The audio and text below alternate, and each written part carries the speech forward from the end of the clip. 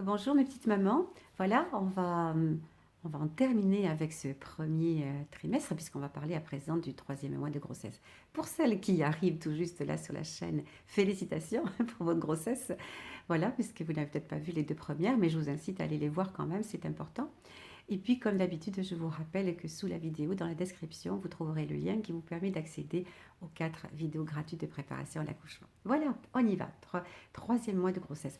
Profitez de votre grossesse. Si vous n'avez pas trop de symptômes, d'inconvénients, on va dire, nausées, vomissements, etc., etc., profitez quand même, c'est important. Hein. Vous n'êtes pas encore encombré par votre utérus, vous pouvez vous déplacer facilement. Profitez, profitez. Bon, alors maintenant, au niveau physiologique, il y a de bons échanges fœto-placentaires qui sont installés, donc on a un bébé qui évolue correctement. Hein, un bébé, c'est une façon de parler, c'était un embryon, on appelait ça un embryon, cette petite chose qui était en train de se développer. Cette petite chose devient un fœtus. Quand est-ce qu'il devient un fœtus? Quand tous les organes vitaux sont entièrement formés. Voilà, maintenant on en est au stade du fœtus. C'est déjà une première étape, c'est pas rien. Voilà, quels sont les symptômes de ce troisième mois de grossesse sur le plan émotionnel? Ce que j'ai dit précédemment pour le deuxième mois, c'est-à-dire des sentiments très mitigés par rapport à la grossesse. Alors, encore une fois, il ne faut pas en faire généralité, mais quand même, on est assez nombreuses à éprouver ce genre de sensation, c'est-à-dire on l'a voulu cette grossesse, on est ravi d'être enceinte et en même temps, on se pose beaucoup de questions. Il y a le malaise physique, les inconvénients physiques qui font que on n'est pas toujours heureuse finalement d'être enceinte.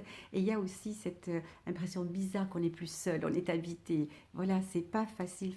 Et puis, est-ce que je vais être à la hauteur? Est-ce que je vais aller jusqu'au bout? Est-ce que je vais savoir être une bonne maman, entre guillemets? Voilà, c'est légitime.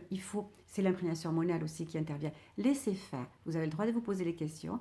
Discutez-en avec votre maman, peut-être votre belle-maman, avec des copines qui sont passées par là. Regardez mes vidéos, j'en parle beaucoup dans d'autres vidéos et laissez évoluer les choses tout doucement. Tout ça va rentrer dans l'ordre.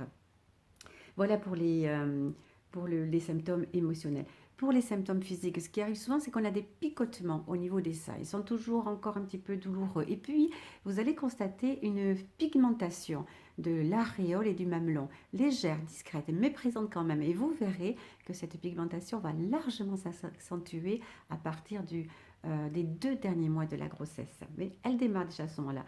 Alors, l'utérus, ben ça y est, il a le volume d'un beau petit pamplemousse, hein, c'est pas rien du tout, effectivement.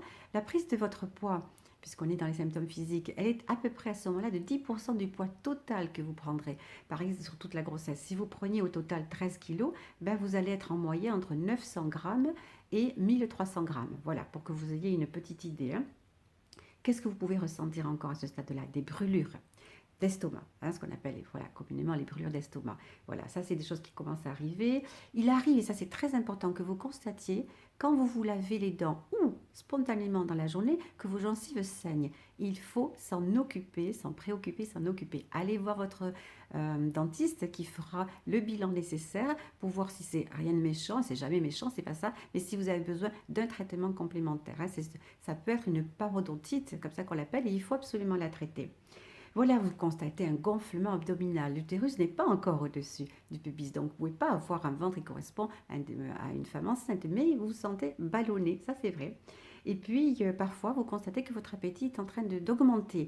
Alors, il ne s'agit pas de vous priver, mais surtout, n'augmentez pas les rations au cours du même repas pour ne pas augmenter la sensation nauséeuse. Prenez toujours des repas fractionnés, un peu plus s'il le faut. Enfin, les conseils que je voudrais vous donner, eh bien, tout simplement, n'oubliez pas de vous supplémenter sur les conseils de la personne qui vous suit, sage-femme, médecin généraliste ou obstétricien. Vous complémentez en acide folique, c'est encore important. Avec tout le premier trimestre, c'est très important. Évitez évidemment certains aliments dont vous avez constaté que vous ne les supportez pas du tout. Qu'est-ce que ce sont ces aliments? Mais tout ce qui est friture, évidemment, hein, ça c'est difficile à faire passer la plupart du temps. Le chocolat, le café, les boissons gazeuses, hein, tout ça, il vaut mieux éviter. Donc les repas fractionnés, je viens de le dire.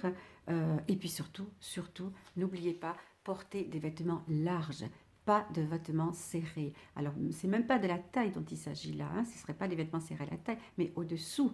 Hein, la mode étant, encore que ça change maintenant, mais pendant pas mal de temps, on a eu la mode des vêtements, les jeans, tout ça au niveau des hanches.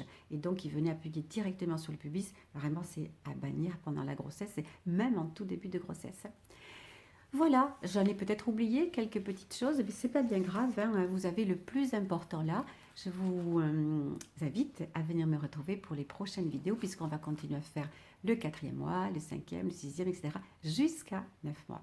Voilà, je vous embrasse mes petites mamans, je vous souhaite une excellente journée, je vous dis à très vite. Ciao!